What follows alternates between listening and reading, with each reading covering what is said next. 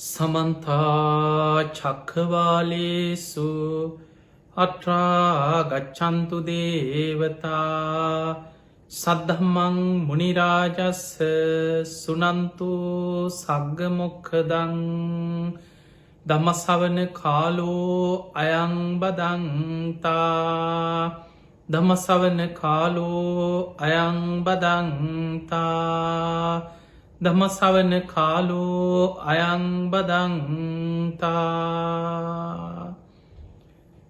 නමෝ තස්ස භගවතු වරහතෝ සම්මා සම්බුද්දස්ස නමෝ තස්ස භගවතු වරහතෝ සම්මා සම්බුද්දස්ස නමෝ තස්ස භගවතු වරහතෝ සම්මා සම්බුද්දස්ස.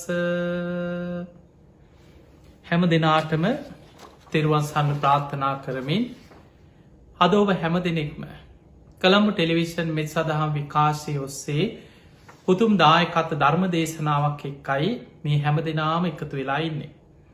පිංහතුනි, අද මේ උතුම් ධර්ම දේශනාවේ පින්බර දායකත්වය ධර්මයෙන් කටයුතු කරන්නේ ඔස්ට්‍රේලියාවේ මෙල්බර්න් නගරේ වාසය කරන රුවන් බාලසූරිය මහත්මයා, නිර්මලා බාලසූරිය මහත්මිය මේ පිංහතුන්ගේ මේ යුවලගේ 22 වනි විවාහ සංවත්සරයේ නිමිති කරගෙන තමයි මේ ධර්ම දානමය පින්කම සිදු කරන්න.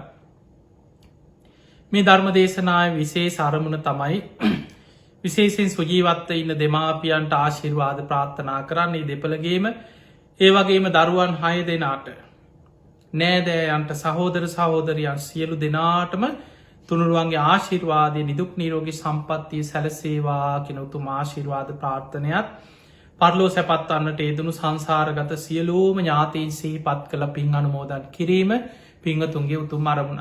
තින් එහෙමනං රුවන් බාලසූරිය මහත්මා, නිර්මලා බාලසූරිය මහත්මියගේ 22 වනි විවාහ සංවත්සරය වෙනුවෙන් දරුවන්ටත් සුජීවත්ව ඉන්න දෙමාපියාදී හැම දෙනාටම ආශිර්වාද ප්‍රාර්ථනා කරමින් මේ උතුම් ධර්ම දානමය පින්කම සිදු කරනවා.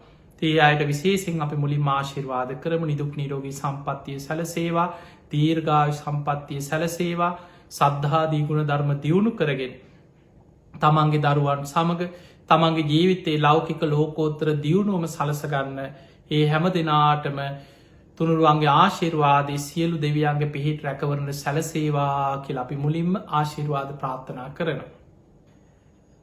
ඔබ දන්නවා මේ බුද්ධ ශාසනය තුල හරීම ආශ්චර්යමත් මහා පුදුම ගුණ ඇති මහානීය ශ්‍රාවකයන් වහන්සේලා මේ ශාසනය තුළ වැඩ සිටිය.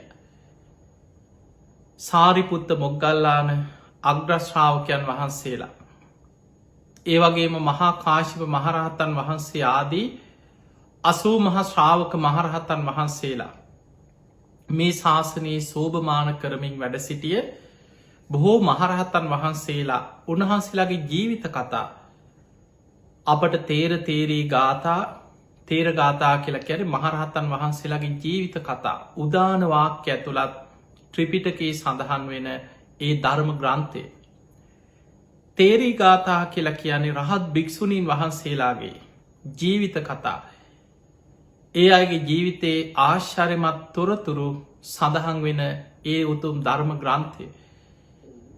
මේවා කියවනකොට අපිට මේ ශාසනය තුළ වැඩ සිටියේ ඒ උතුම් මහරහතන් වහන්සේලාගේ ජීවිතවල තියෙන ආශ්චර්යමත් තොරතුරු අපි දැනගනිද්දී, අපි කියවද්දී, අපි සිහි කරද්දී අපිට වැඩෙන්නේ සංඝානුස්සති සංඝගුණ.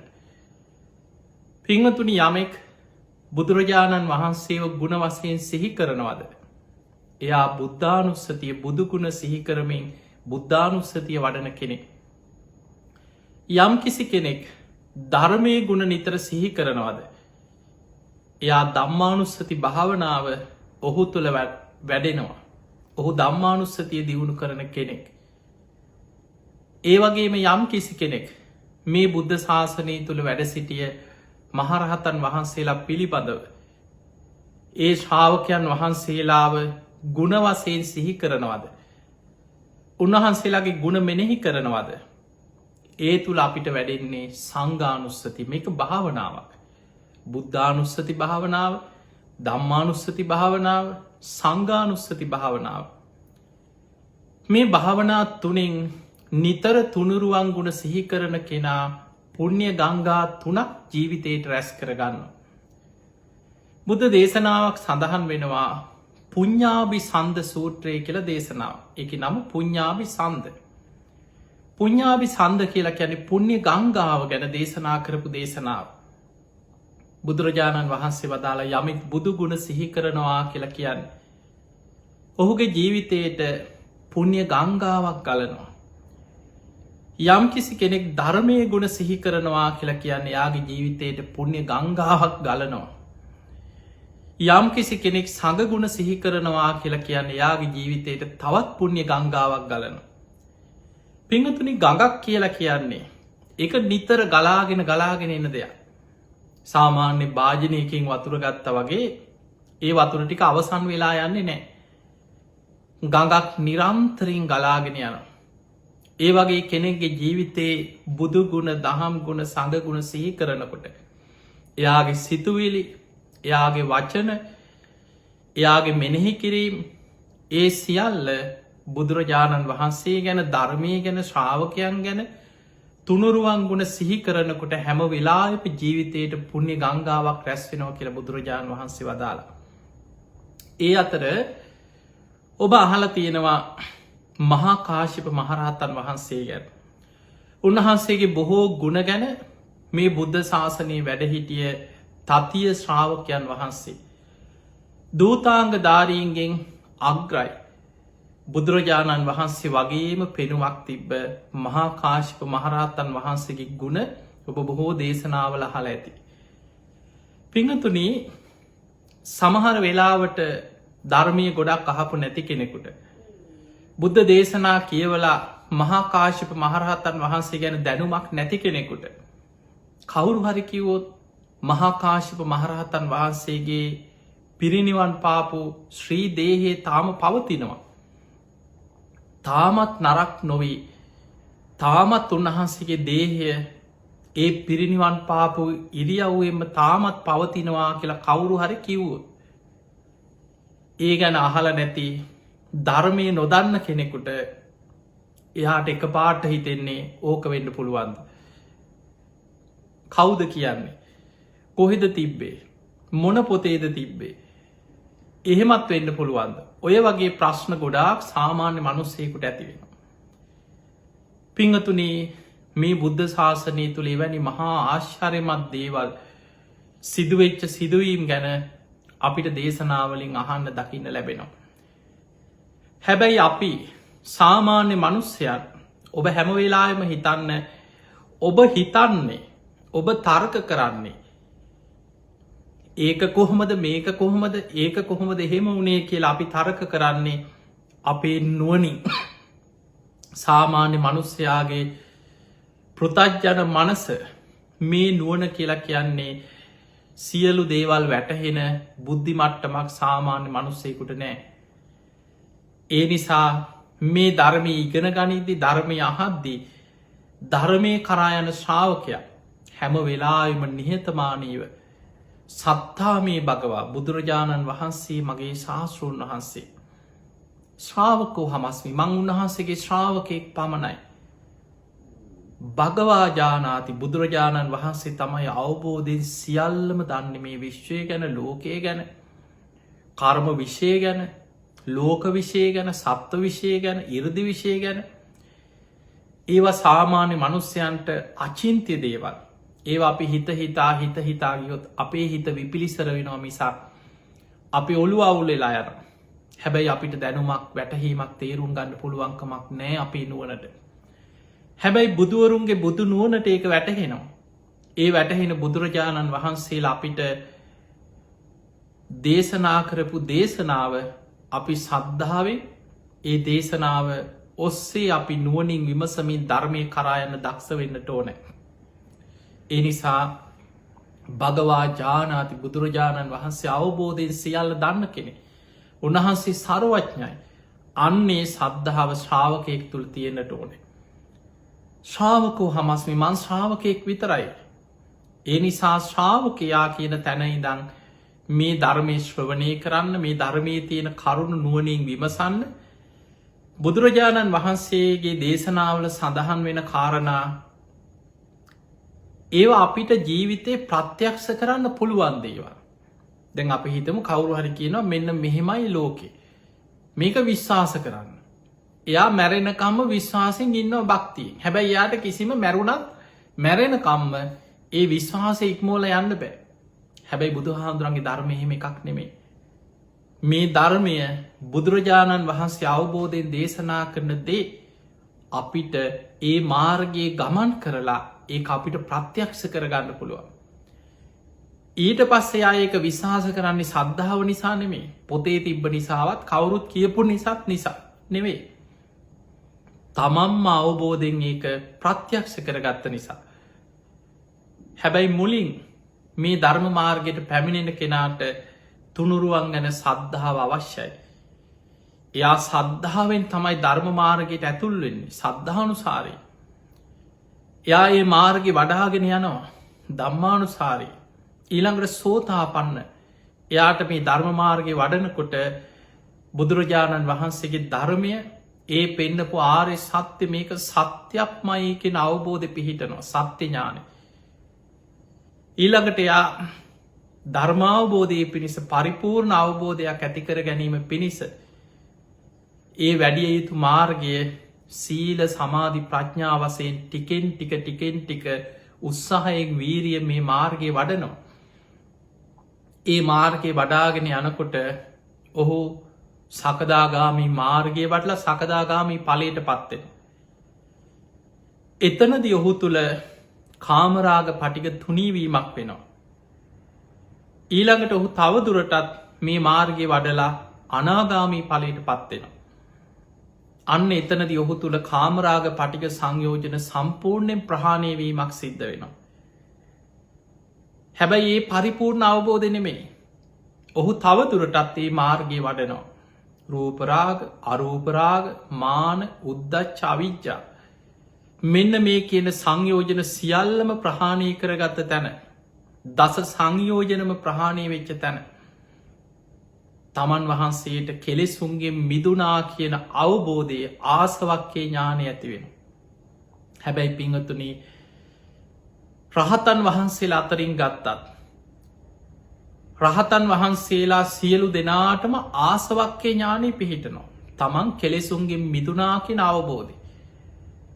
නමුත් ඒ රහතන් වහන්සේලාගේ සංසාර පුරුදු සසර හිත දියුණු කරපු සමතය වඩපු හැකියාවන් ඒ සංසාර පුරුදු ඉන්ද්‍රිය ධර්මවල තියෙන වෙනස්කං කුසලතාවයන් සංසාරිකෝ වඩපු ගුණ ධර්ම මත රහතන් වහන්සේලා තුළගත්තත් හැකියාවන් වෙනස්කන් තියෙනවා.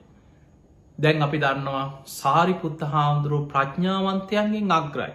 ධර්ම සේනාධිපති. හැබැයි මුගලම් මහරහතන් වහන්සේ උන්වහන්සේ ඉරදිමතුන්ගෙන් අග්‍රයි.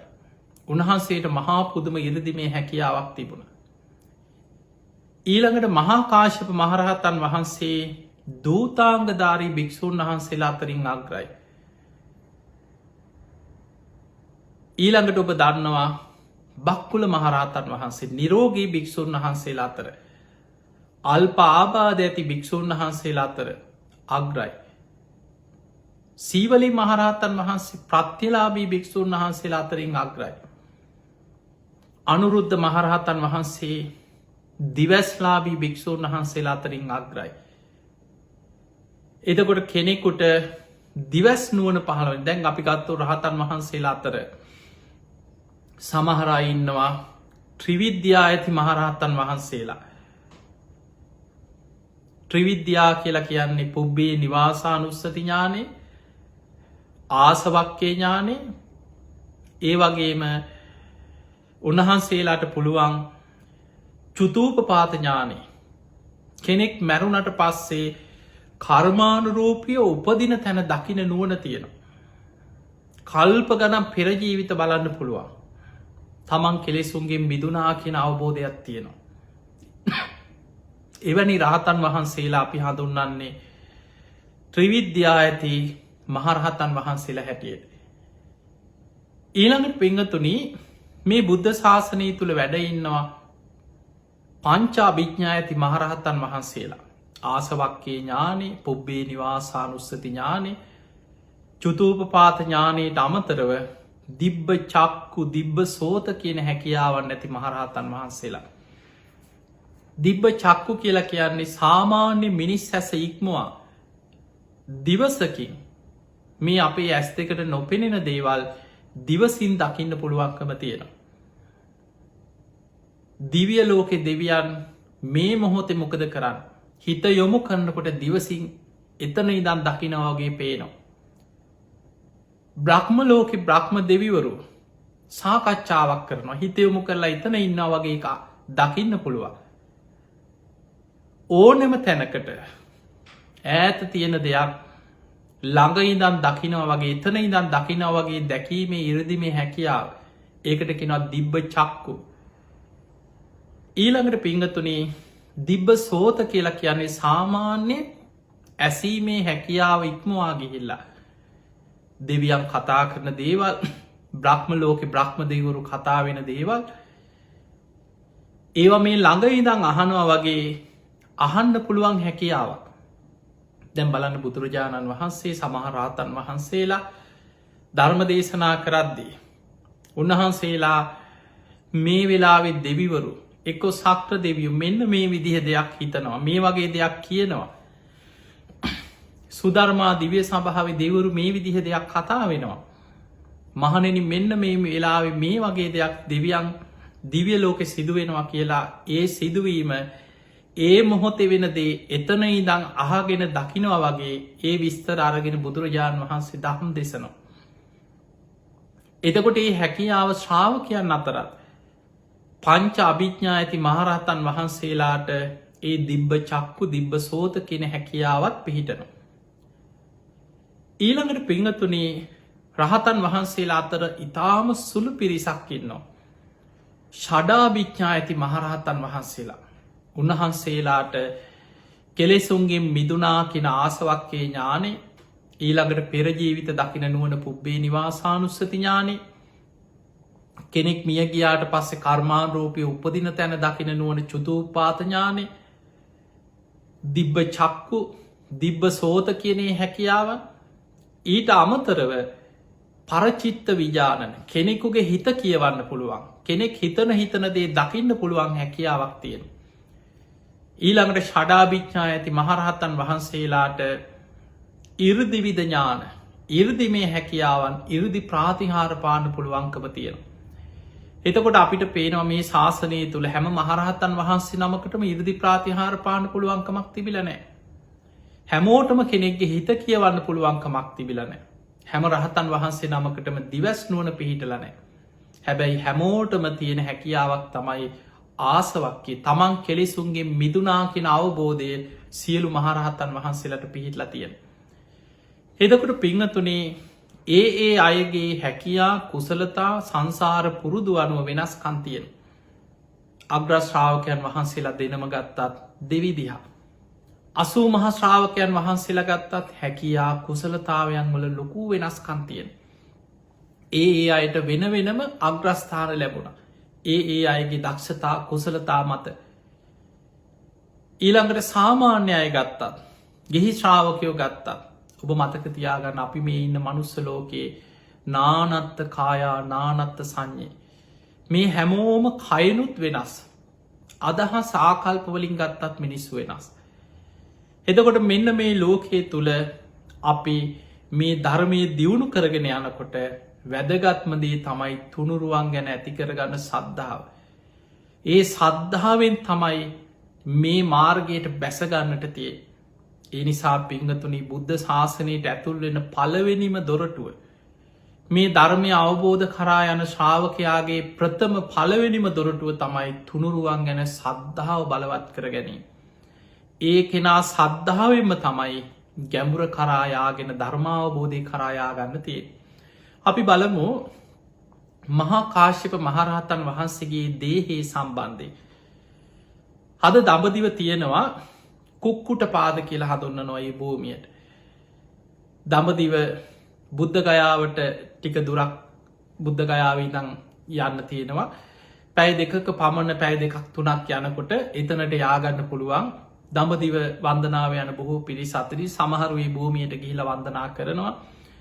ඊළඟට කන්දක් තියෙන ලොකු කන්දකට නැගගත්තහම විශාල ගල් පරවත 3ක් එකට යාවෙලා එකට හේත්තු වෙලා තියෙන ඒ භූමියයට ගිහිල්ලා ඒ භූමිය දැකගෙන වන්දනා කරගන්න පුළුවන්කම තියෙන අදටත්. මේක හරි පුදුම සිදුවීම. මහා කාශ්‍යප මහරහතන් වහන්සේ අපේ බුදුරජාණන් වහන්සේ පිරිනිවන් පෑවට පස්සේ උන්වහන්සේ තමයි ශාසනය වගකීම භාරගත්ත කෙනා. හැබැයි බුදුරජාණන් වහන්සේ පිරිනිවන් පානකං උන්වහන්සේ දූතාංග සමාදන් වෙලා මහ වනාන්තරයේ හුද කලාව කැලේ තමයි බොහෝ කාලයක් පිප්පලී ගුහායි වැඩ ඉඳල තියෙන. අපේ බුදුරජාණන් වහන්සේ පිරිනිවන් පාන අවුරුද්ධකට පෙර සාරිපුත්ත මොග්ගල්ලාන අග්‍රශ්ාවකයන් වහන්සේලා පිරිනිවන් පෑව. ඊළඟට ශාසනයේ ඉන්න තුන්වෙනි කෙනා තතිය ශ්‍රාවකය තමයි මහා කාශ්‍යප මහරහතන් වහන්සේ. උන්වහන්සේ මිනිස්සු අතර ගැවසෙන්නේ නැතුව හුද කලාව වැඩඉන්න තවත් එක හේතුවක් තිබිල තියෙන. ඒ තමයි උන්වහන්සේගේ පෙනුම බුදුරජාණන් වහන්සේ වගේ මයි කියනවා. මහා කාශ්‍යප මහරහතන් වහන්සේටත් මහා පුරුෂ ලක්ෂණ 7ක් තිබිල තියෙන. ඔබ දන්නවා අපේ බුදුරජාණන් වහන්සේට මහා පුරුෂ ලක්ෂණ 32ක් තිබ්බ. ඒ නිසා සමහරය මහා කාශ්‍යප හාමුදුරුවන්ව දැකලා එක පාට මේ බුදු හාමුදුරුවනේ ධනී මේ බුදුරජාණන් වහන්සේ නේද කියලා මිනිස්සු රැවටෙනවා. ඒ නිසා මහා කාශ්‍යප මහරහතන් වහන්සේ බුදුරජාණන් වහන්සේ වැඩ සිටිද්දී වැඩිපුර මිනිස්සු අතර නගරවල ගැවසෙන්න එලියට වැඩම කරේ නෑ. උන්වහන්සේ මහා වනාන්තරීම වැඩඉන්න කල්පනා කරලා දූතාංග සමාදන් වෙලා මහ වනාන්තරයේ හුද කලාව කැලේ තමයි බොහෝ කාලයක් වැඩ සිටි. නමුත් බුදුරජාණන් වහන්සේ පිරිනිවන් පෑවට පස්සේ මහා කාශ්‍යප මහරහතන් වහන්සේ ශාසනික වගකීම භාරගෙන ඔබ දන්නවා බුදුරජාණන් වහන්සේගේ ශ්‍රීදේහ ආදාහනය කරන වෙලාවේ මහා කාශ්‍යප මහරහතන් වහන්සේ වැඩම කරලා දේහයට තැම්පත් චිතකයට වන්දනා කරගෙන සිරිපතුල් නලලි තියාගෙන වන්දනා කරගන්න තෙක් චීතකයට දෙවියන්වත් ගිනි දල්වන්න ඉඩ දුන්නෑ කියලා ඉතිහාස සඳහන් වේ. ඊළඟට බුදුරජාණන් වහන්සේ පිරිනිවන් පෑවට පස්සේ ධාතුන් වහන්සේලා බෙදලා දෙන කටයුතු ඒ ශාසනික සියලු කටයුතු මහා කාශ්‍යප මහරහතන් වහන්සේගේ මූලිකත්වයෙන් උපදෙස් පරිදි ඒ කටයුතු සංඝයා සිදු කරා. බුදුරජාණන් වහන්සේ පිරිනිවන් පාල ශ්‍රී දේහය ආදාහනය වෙන වෙලාවේ ඔබ අහලා තියෙනවර සුබද්ද කියලා පාපී භික්ෂුවක් බුදු හාන්දුරුව ගැන විනයෙන් අවවාදයක් කරාට පස්සේ සුබද්ද මේක වැරදි මේක සංඝයාට සුදුසු දෙයක් නෙමෙයි භික්ෂුවකට සුදුසු දෙයක් නෙමෙයි. ඔබ මේ කරපු දේ භික්ෂුවකගේ ආජීවයට ගැලපෙන් නෑ කියලා බුදු හාමුදුරුව අවවාදයක් කරපු එකට කිපුණා සුබද්ද කියන කෙනා. ඔහු පුදුම වෛරකින් තරහකින් හිටිය බුදු හාන්දුරුවොත් එක්ක අවවාදයට වෛර පඳින අය එදත් හිඳරතිය. බුදුරජාණන් වහන්සේ කාලෙකට පස්සේ කුසිනාරාය මල්ල රජදරුවන්ගේ උපවර්තන සාල වනෝද්‍යානය පිරිනිවන් පෑවා කියලා ඔන්න පණවිඩේ යනකොට සුබද්දටත් පණවිඩයා දැ වෙන කෙනෙකුට නං පැවිදි වෙච්ච කෙනෙකුට අනේ මගේ ශාස්තෘන් වහන්සේ පිරිනිවන් පාලා කියලා ලොකු දුකක් සංවේගයක් උපදිනවා. රහතන් වහන්සේලා අනිත්‍ය ස්වභාවය මෙනෙහි කරගෙන ලෝක ධර්මතාව සිහිකරාට කෙලෙස් සහිත අය හඬා වැළපුුණා. හැබැයි සුබද්දට සතුටක් ඇති වුණේ ඒ මහා ශ්‍රමණයාගෙන් අපි මිදුණ දැන් කේන්තියත් එක්ක බුදුහාන්දුරුව එක්ක තිබිච්චර හිතේ තරහ බුදුරජාණන් වහන්සේගේ දේහය ආදාහනය වෙන තැනට ගිය ඒ ගියේම සතුටින්ගේ දුකකට ගියා නෙමේ ඒ අනකොට ශ්‍රී දේහය ආදාහනය කෙරෙනවා චිතක ගිනි දැල්වෙනවා අර ඒ අතර කෙලෙස් සහිත භික්‍ෂූන් වහන්සේලා තුනුරුවන් ගැන සද්ධහා ඇති බොහෝ ශ්‍රාවකයෝ හඬා වැලපෙනවා. අනි අපේ ශාස්තෘන් වහන්සේ පිරිනිවන් පෑවා කියල බොහෝ පිරිසක් හඬා වැලපෙනවා. රහතන් වහන්සේලා ලෝක ධර්මතාවය අනිත්‍ය මෙනෙහි කරගන්න. අර හඬා වැලපෙන පිරිස අතරට ගිහිලා සුබද්ද කියනවා මොකට දුඹල අඩන්නේ සතුටු වෙල්ල. දැන් අපිට මේක කැපයි මේ කැපයි කියලා නීති දාන්න කෙනෙක් නෑකිව දැන් ශාසනය නීති පනවන්න අය නෑකිව. ඒ මහා ශ්‍රමණයගෙන් අපි මිදුන සතුටු වෙල්ල කිව. ඔය පාපී පහත් වචනය මහා කාශ්‍යප මහරහතන් වහන්සේට අහන්න ලැබුණ. උන්වහන්සේත් ඒ අසල හිටි. එදා උන්වහන්සේ තීරණය කරා බුදුරජාණන් වහන්සේ පිරිනිවන් පානකොටම ශ්‍රීදේහෙ ගිනි අර්චිතක ගිනි නිවෙන්නත් පෙර අධර්මය බලවත්වෙනවා. අධර්මවාදීම් බලවත්වෙනවා. අවිනේ බලවත්වෙනවා. අවිනේ වාදී බලවත්වෙනවා. ධර්ම විනේ යටපත් වෙලා යන. ඊට කලින් ඉක්මනිත් සංඝයා එකතු කරලා ධර්ම සංගායනාවක් කරලා බුද්ධ ශාසනය ස්ථාපිත කළ යුතුයි කියලා මහා කාශ්‍යප මහරහතන් වහන්සේ තීරණය කර. උන්වහන්සේ රහතන් වහන්සේලා සංඝයා එකතු කළ ප්‍රකාශයක් කර ආයුෂ්මතුනේ අධර්මය බබලන්න පෙර අධර්මවාදීම් බලවත්වෙන්න පෙර ධර්මය යටපත් වෙලා ධර්මවාදීන් යටපත්වෙන්න පෙර අවිනේ බබලන්න පෙර අවිනේවාදීම් බලවත්වෙන්න කලින් විනේවාදීන් යටපත් වෙලා විනේ යටපත්වෙන්න පෙර අපි ඉක්මනින් එකතු වෙලා ධර්ම විනේ සංගායනා කළ බුද්ධ ශාසනය ආරක්ෂා කර ධර්ම විනේ ආරක්ෂා කර.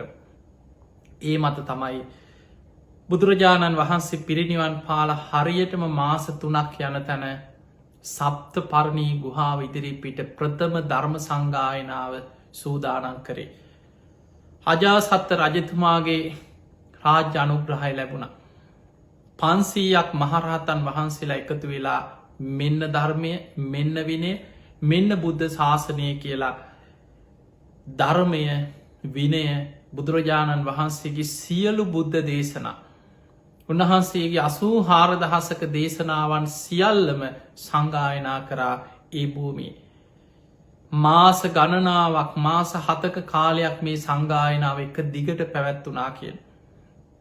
ප්‍රථම ධර්ම සංගායනාවට මූලිකත්වය ගත්තේ මහා කාශ්‍යප මහරහතන් වහන්සේ.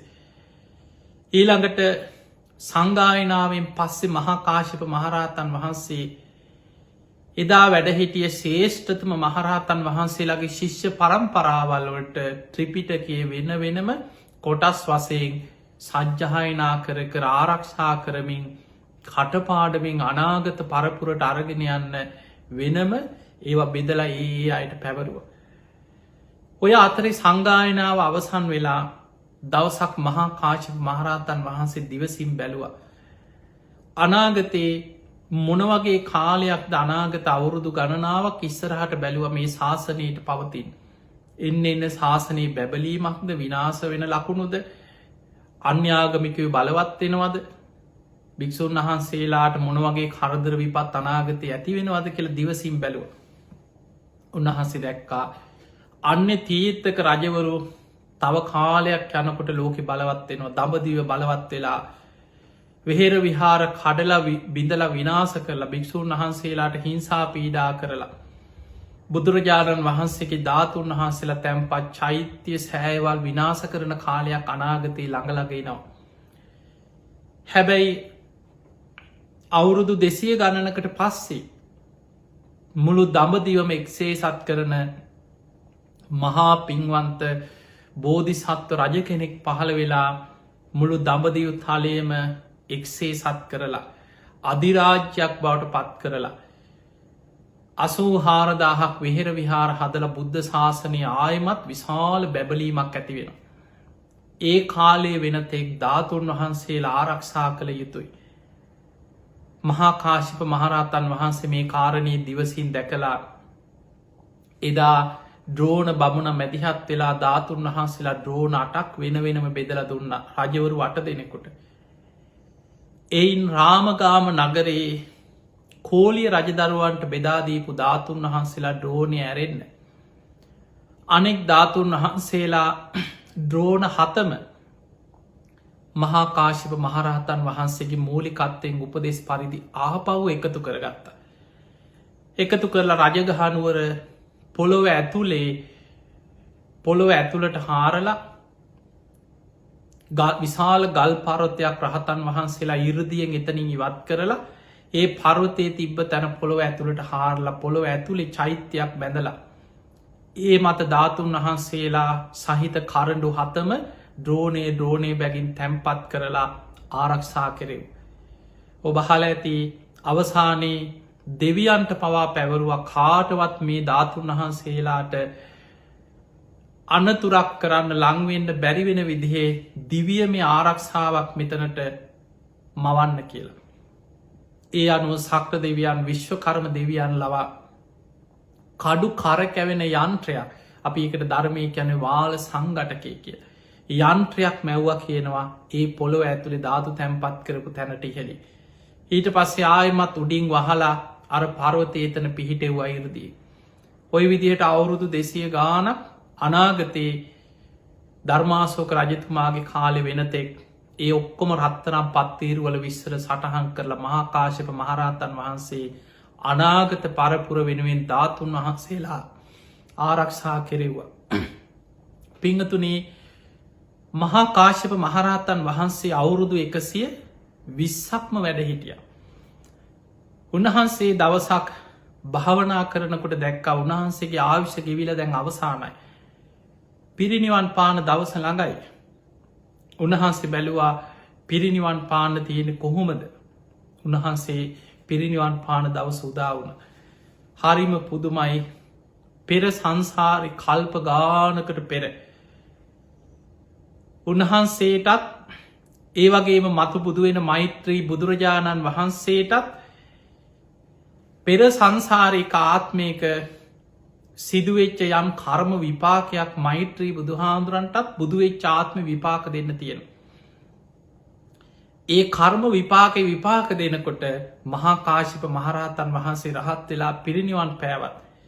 උන්වහන්සේගේ දේහේ හරි සම්බන්ධයක් ඒකත් එක් ඇති වෙනවා. මේවා මහා පුදුම දේවල් මේ කර්ම විශ්ෂය අචින්තියයි. මහාකාශිප මහරහතන් වහන්සේ දැක්කා උන්වහන්සේට පිරිනිවන් පාන නියමිත ස්ථානය කොතනද. ගල් පර්වත 3ක් මැද්දේ උන්වහන්සේ පිරිනිවන් පෑවට පස්සේ. ඒ පර්වත 3ම එකට යාවෙලා වැහිලෑන උන්වහන්සේගේ දේහේ. අනාගත මෛත්‍රී බුද්ධ ශාසනයේ දක්වාම පර්වත 3 මැද්ද මේ දේහෙ පවතිනවා. උන්වහන්සේගේ දේහේ ආදාහනය වෙලා ධාතුන් වහන්සේලා ලැබෙන්නේ මේ ශාසනය නෙමෙයි.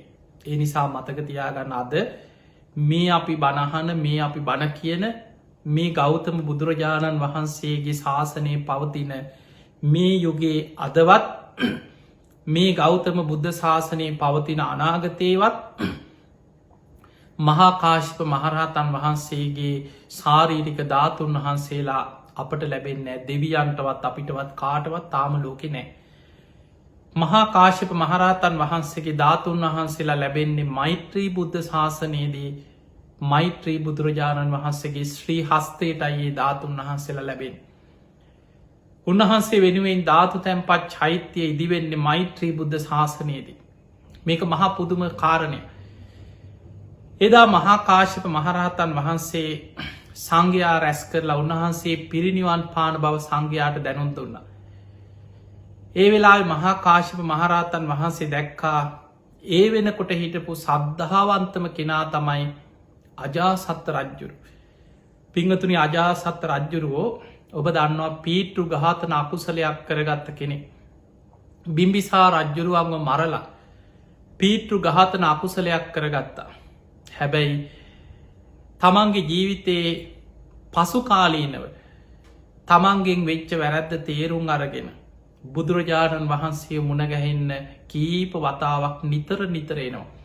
බුදුහාන්දුරන්ගෙන් බණහනවා හිත හදාගන්න උපදෙස් ගන්නවා.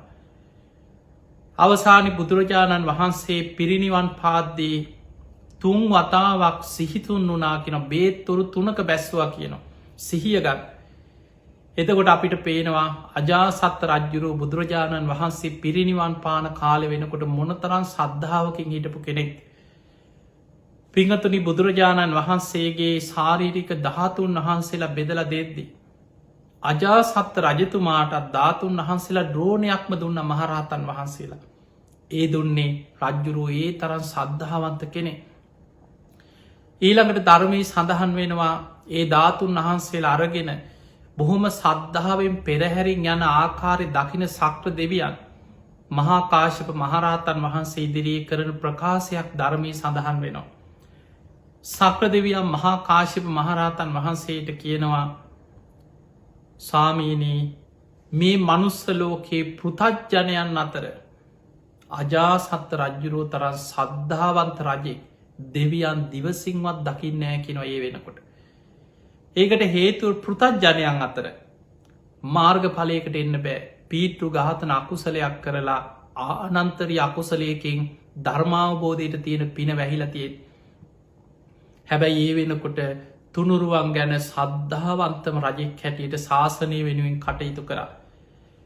මේ අජාසත්ත රජ්ජුරුව තමයි මහාකාශප මහරහතන් වහන්සේත් එක්ක එකතු වෙලා ප්‍රථම ධර්ම සංගායනාව කරන්න සම්පූර්ණ රාජ්‍ය අනුග්‍රහය දෙමින් ධර්ම සංගායනාවට කටයුතු සිදු කරේ.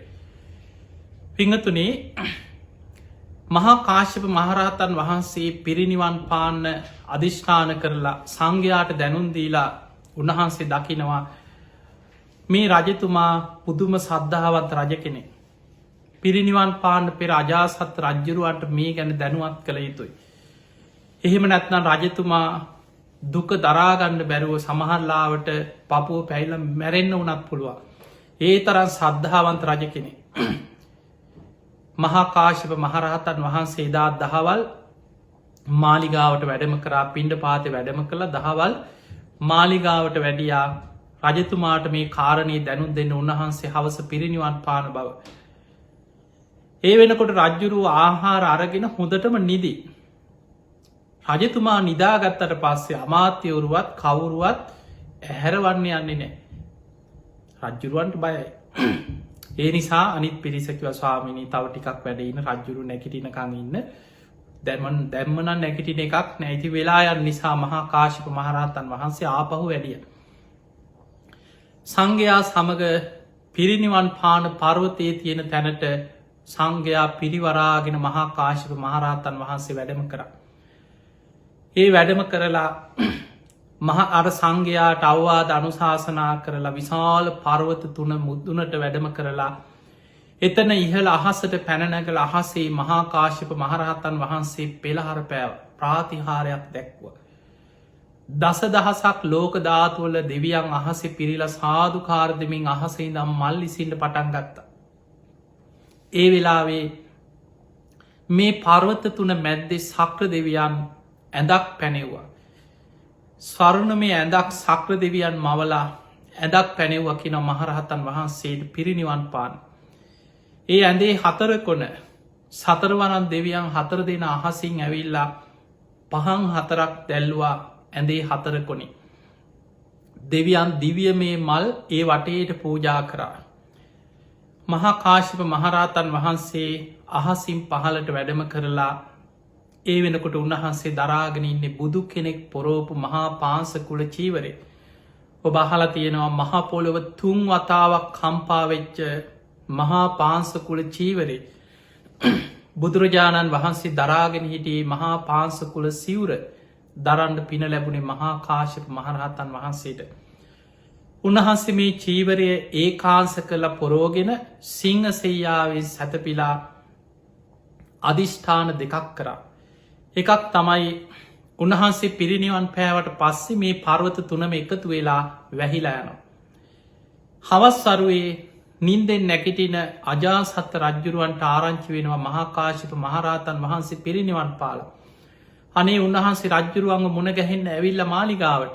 නමුත් අමාත්‍යවරු කවුරුත් රජ්ජුරුවන්ව නින්දෙන් ඇහැරවල නෑ.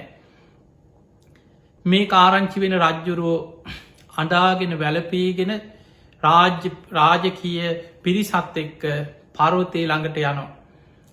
ගිහිල්ල මේ පර්වතයට රජ්ජුරු වන්දනා කරද්දී පර්වතය විවර වෙලා අර එකට යාවෙච්ච පර්වත තුනම විවර වෙලා පිරිනිවන් පා වදාළ මහාකාශිප මහරහතන් වහන්සේගේ ශ්‍රී දේහේ රජතුමාට අජාසත්ත රජතුමාට දැක බලා වන්දනා කරගන්න ලැබේවා කියල මහාකාශිප මහරහතන් වහන්සේ එක අධිෂ්ඨානයක් කරා. ඊළඟ අධිෂ්ඨානය තමයි ආයමත් ඒ පර්වතය විවර වෙන්නේ අනාගත මෛත්‍රී බුද්ධ ශාසනය. මෛත්‍රී බුදුරජාණන් වහන්සේ මහරහතන් වහන්සේලා පිරිවරාගෙන යම් දවසක මේ පර්වතය පිහිටි භූමිය ළඟට වැඩම කරලා. මේ පර්වතයට ශ්‍රී හස්තය දිගු කරලා මහා කාශ්‍යප මහරහතන් වහන්සේගේ ගුණ කියමින් එදා අනාගතයේ වැඩඉන්න සංඝයාට මේ කරුණු කියද්දි පර්වත 3 විවර වෙලා. උන්වහන්සේගේ දේහය අහසට පැන නැගලා මෛත්‍රී බුදුරජාණන් වහන්සේගේ ශ්‍රී හස්තයට වැඩම කරමින් යම් ආකාරයකට පිරිනිවන් පෑලා ඒ ශ්‍රී දේහය ආදාහනයවීමක් සිද්ධ වෙනවද. ඒ පරිදිම සිදුවේවා කියලා අධිෂ්ඨානයක් කරලා මහා කාශ්‍යප මහරහතන් වහන්සේ පිරිනිවන් පෑව. උන්වහන්සේ පිරිනිවන් පානවත් සමගම අර පර්වත 3ම එකට යාවෙලා වැහිලගියා පර්වත 3න් වැහිලගිය. උන්වහන්සේගේ දේහයත් අර දෙවියම් පනවප ඇඳත් ඒ භූමිය හරියට පාත්තරයක් මුණින් නැමුවා වගේ ඒ කොටස පමණක් කුහරේ හිටින විදිහට පර්වත 3 එකට යාවෙලා වැහිලගිය.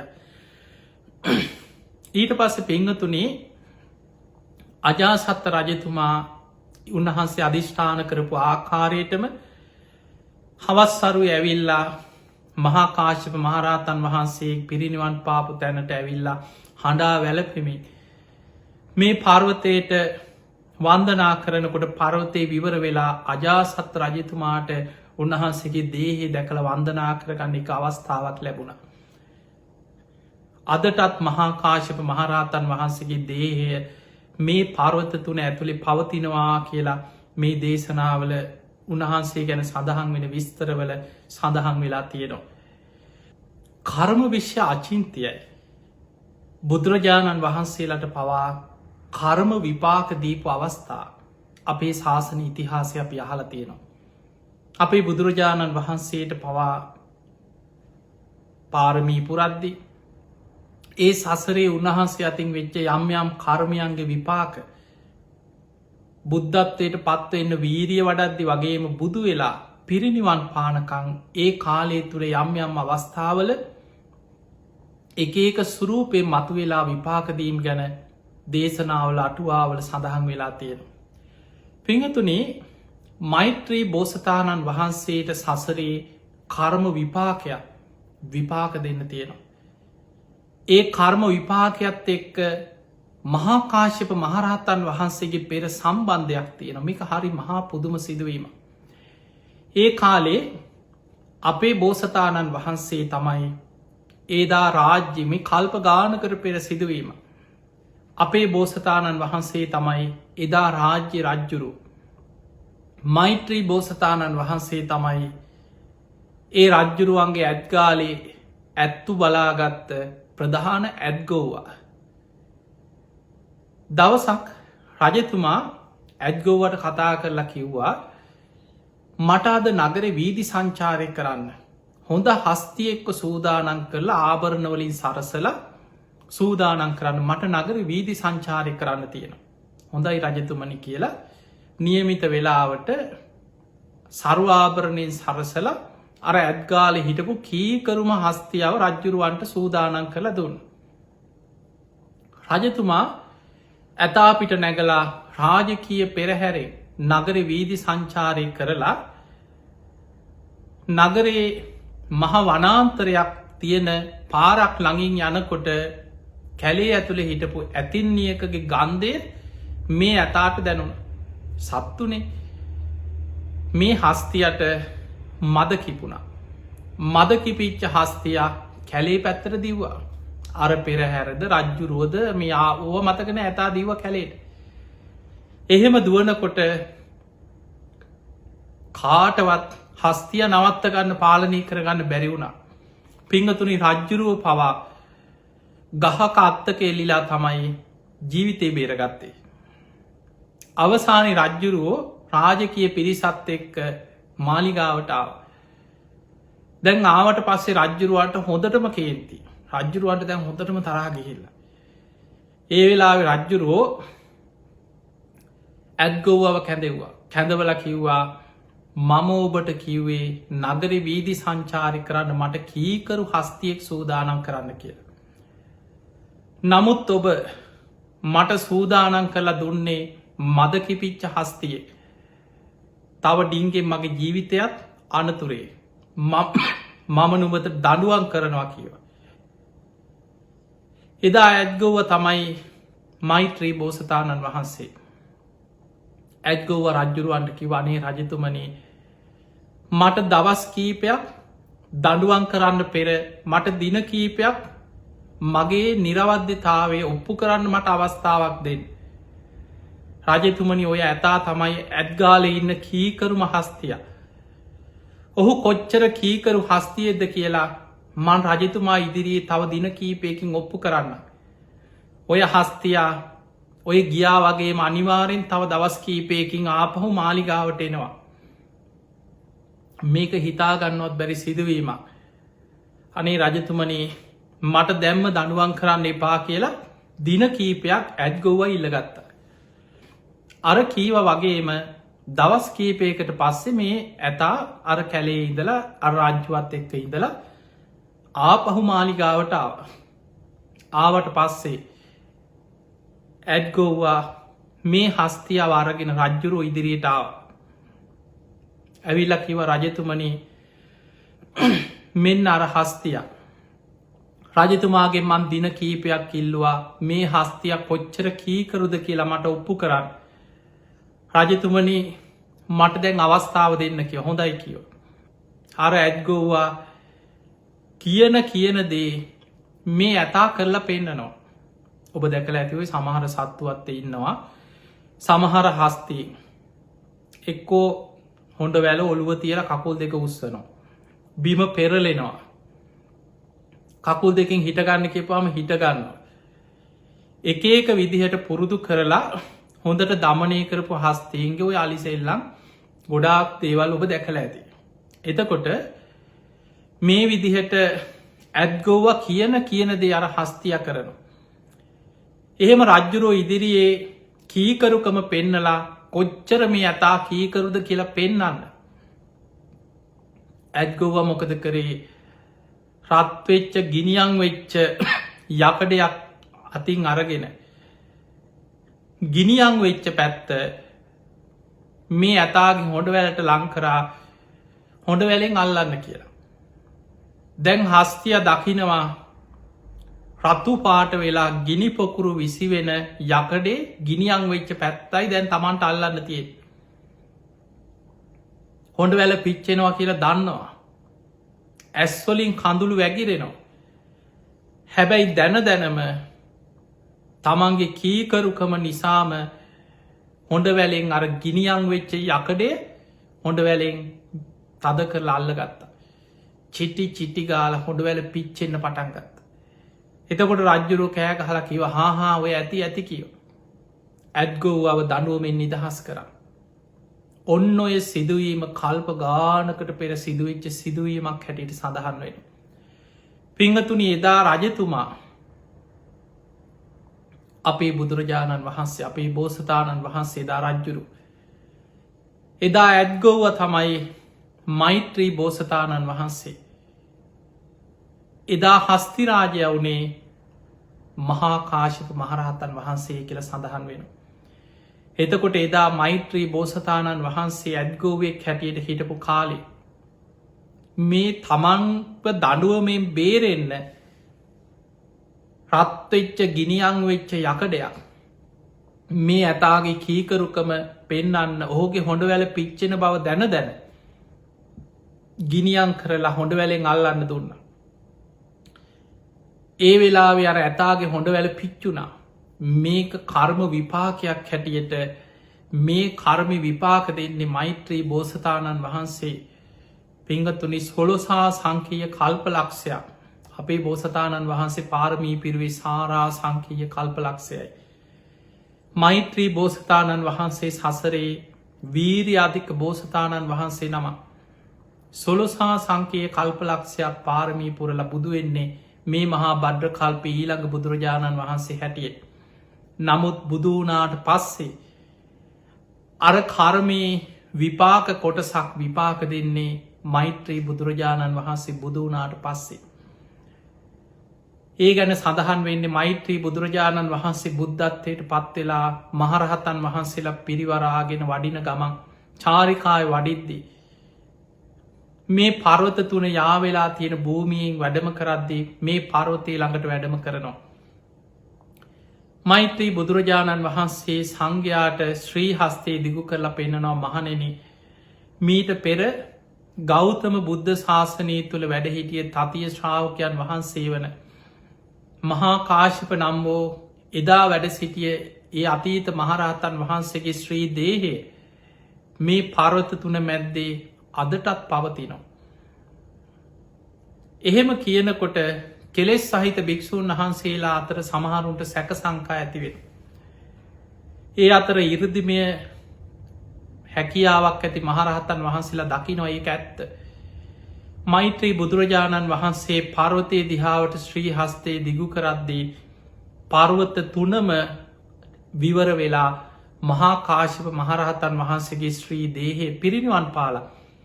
ඒ පිරිනිවන් පාපු ශ්‍රී දේහය අහසට පැනනැගලා මෛත්‍රී බුදුරජාණන් වහන්සේගේ ශ්‍රී හස්තයට වැඩම කරනවා. ඒ ශ්‍රී හස්තේ ගෑවි නොගෑවී මෛත්‍රී බුදුරජාණන් වහන්සේගේ ශ්‍රී හස්තය මත මහාකාශිප මහරහතන් වහන්සේගේ දේහේ ගිනිජාලාවක් හටගෙන උන්වහන්සේගේ ශ්‍රී දේහය ආදාහනය වෙලා ධාතුන් වහන්සේලා ලැබෙන්නේ මෛත්‍රී බුදුරජාණන් වහන්සේගේ ශ්‍රී හස්තයට කියන. ඒ ගිනිජාලාවෙන් මෛත්‍රී බුදුරජාණන් වහන්සේගේ අල්ල පිච්චිලා අල්ලෙ තුවාලයක් හැදෙනවා. අපි සාමාන්‍යකි නොක්දිය පට්ටයක් කෙනවා කිය.